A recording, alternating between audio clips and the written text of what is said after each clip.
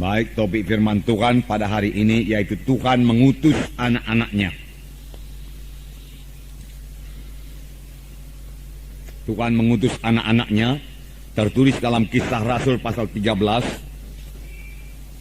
ayat 1 sampai 12.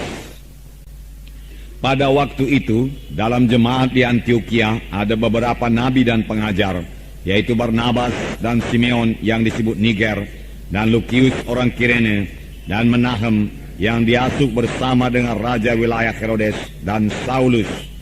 Pada suatu hari ketika mereka beribadah kepada Tuhan dan berpuasa, berkatalah Roh Kudus, "Khususkanlah Barnabas dan Saulus bagiku untuk tugas yang telah kutentukan bagi mereka." Maka berpuasa dan berdoalah mereka, dan setelah meletakkan tangan ke atas kedua orang itu, mereka membiarkan keduanya pergi. Oleh karena disuruh Roh Kudus, Barnabas dan Saulus berangkat ke Selukia, dan dari situ mereka berlayar ke Siprus. Setiba di Salamis, mereka memberitakan firman Allah dalam rumah-rumah ibadah orang Yahudi, dan Yohanes menyertai mereka sebagai pembantu mereka. Mereka mengelilingi seluruh pulau itu sampai ke Pafos. Di situ mereka bertemu dengan seorang Yahudi bernama Bar Yesus. Ia seorang tukang sihir dan nabi palsu. Ia adalah kawan gubernur pulau itu, Sergius Paulus, yang adalah orang cerdas. Gubernur itu memanggil Barnabas dan Saulus karena ia ingin mendengar firman Allah. Tetapi Elimas, demikian namanya dalam bahasa Yunani, tukang sihir itu, menghalang-halangi mereka dan berusaha membelokkan gubernur itu dari imannya. Tetapi Saulus yang juga disebut Paulus, yang menusnap dia dan berkata, "Hai anak iblis, engkau penuh dengan rupa-rupa tipu muslihat dan kejahatan. Engkau musuh segala kebenaran. Tidakkah engkau akan berhenti membelokkan jalan Tuhan yang lurus itu? Sekarang lihatlah, tangan Tuhan datang menimpa engkau, dan engkau akan menjadi buta beberapa hari lamanya. Engkau tidak dapat melihat matahari." Dan seketika itu juga orang itu merasa diliputi kabut dan gelap, dan sambil meraba-raba ia harus mencari orang untuk menuntun dia. Melihat apa yang telah terjadi itu, percayalah gubernur itu, ia takjub akan ajaran Tuhan. Ini dikatakan, jemaat di Antioquia dipersiapkan Tuhan untuk mengerjakan pekerjaan Tuhan dalam menjangkau jiwa-jiwa yang bukan bangsa Yahudi yang berada di bawah kekaisaran Romawi. Dan Tuhan memakai Paulus untuk ini, saudaraku. Saudara mengetahui riwayat sidang Antioquia ini. Riwayat sidang Antioquia ini bukan dimulai dari rasul-rasul yang menginjil. Tidak. Tetapi dari anak-anak Tuhan yang tersebar karena aniaya.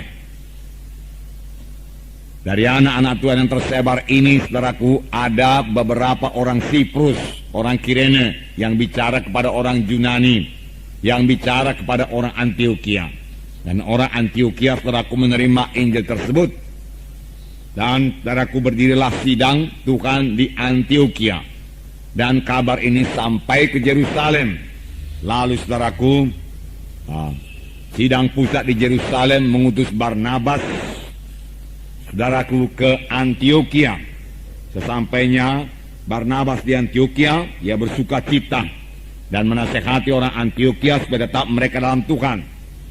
Tetapi Barnabas, saudaraku, melihat pekerjaan yang begitu pesat di Antioquia, lalu dia mencari Saulus, dan berdua mereka mengajari anak-anak Tuhan di Antioquia. Hasilnya yaitu setelah setahun mereka mengajar sidang Tuhan di Antioquia, maka di Antioquia lah orang-orang yang percaya itu mulai disebut Kristen, orang Kristen. Tetapi Tuhan tidak berhenti bekerja, saudaraku. Tuhan mau sidang itu bertambah-tambah dewasa, dan Tuhan kemudian melengkapi sidang di Antioquia ini. Firman Tuhan berkata dalam buku Efesus pasal 4 ayat 11, Tuhan memberikan rasul-rasul, nabi-nabi, guru-guru, pengajar-pengajar, dan penginjil-penginjil. Dan Tuhan telah melengkapi sidang di Antioquia ini. Sini dikatakan, saudaraku, mereka telah memiliki, saudaraku, nabi dan pengajar, yaitu Barnabas dan Simeon yang disebut Niger, Lukius orang Kirene, dan Menahem yang diasuh bersama dengan raja wilayah Herodes dan Saulus. Nah, pada waktu mereka beribadah kepada Tuhan dan berpuasa, berkatalah Roh Kudus, khususkanlah Barnabas dan Saulus bagiku untuk tugas yang telah kutentukan bagi mereka. Jadi saudaraku, sidang jemaat di Antioquia ini telah dilengkapi Tuhan dengan beberapa nabi dan pengajar, dan Roh Kudus memimpin jemaat itu. Alangkah indahnya satu sidang yang dipimpin oleh Roh Kudus.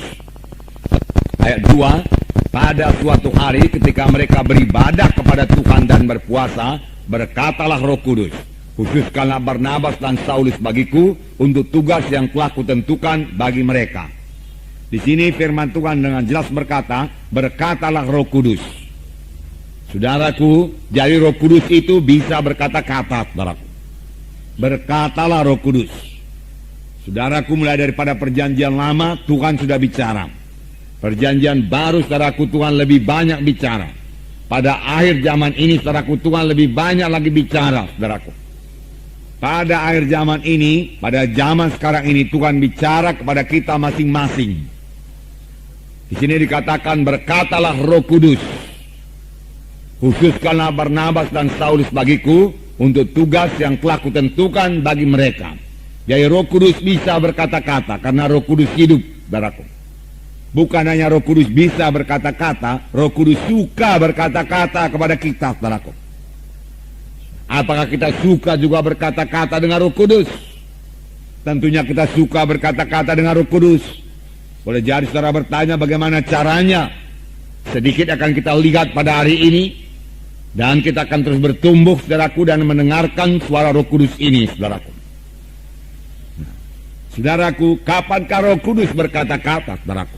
Di sini dikatakan pada suatu hari ketika mereka beribadah kepada Tuhan dan berpuasa, berkatalah Roh Kudus. Ketika mereka beribadah kepada Tuhan, tidak dikatakan ketika mereka berdoa kepada Tuhan. Memang Roh Kudus bisa bicara juga pada waktu kita berdoa, kalau kita memberikan dia kesempatan untuk bicara, saudaraku. Kita perlu mendengar suara Roh Kudus. Karena firman Tuhan berkata Roh Kudus memimpinkan kita kepada segala kebenaran. Firman Tuhan berkata demikian. Tatkala mereka beribadah kepada Tuhan dan berpuasa. Berpuasa artinya menyangkal diri. Supaya mereka bisa memusatkan pikirannya, saudaraku, hatinya kepada Tuhan. Nah, saudaraku, sebagai orang percaya kita juga harus melayani Tuhan, saudaraku. Kerap kali kita hanya minta Tuhan melayani kita. Berikan saya ini Tuhan, berikan saya itu Tuhan. Tidak salah, saudaraku. Tidak salah. Tetapi kita juga harus bertumbuh, bertambah-tambah dewasa dalam doa dan pelayanan kita kepada Tuhan. Saudaraku, tidak minta-minta saja, saudaraku. Nah, dalam beribadah kepada Tuhan kita mengadakan pelayanan terhadap Tuhan. Pada waktu itu kita tidak meminta apa-apa kepada Tuhan. Tetapi kita bersekutu dengan Tuhan, menikmati hadiratnya, bersyukur dan memuji, menyembah Tuhan. Raja Daud berkata, satu hal telah ku minta kepada Tuhan, yaitu supaya aku diam dalam rumah Tuhan, diam dalam bait Tuhan, dan menikmati hadirat Tuhan, menikmati kehadiran Tuhan. Dia mau tinggal di rumah Tuhan selama-lamanya, seperti sidang di Antioquia. Pada waktu mereka beribadah kepada Tuhan, mereka mendengar suara Roh Kudus. Nah, mereka mendengar suara Roh Kudus. Tapi kalau kita teliti, saudaraku, mereka juga penuh dengan Roh Kudus. Saudaraku. Sidang Antioquia ini penuh dengan Roh Kudus. Bahkan Paulus, saudaraku, pada waktu dia melayani, saudaraku, dalam ayat 9 dikatakan, tetapi Saulus, yang juga disebut Paulus, yang penuh dengan Roh Kudus, menatap dia dan berkata. Nah, saudaraku, sidang Antioquia penuh dengan Roh Kudus. Dengan penuh dengan Roh Kudus, saudaraku, iman kita akan diteguhkan, saudara. Kita akan bertambah-tambah percaya akan mujizat Tuhan.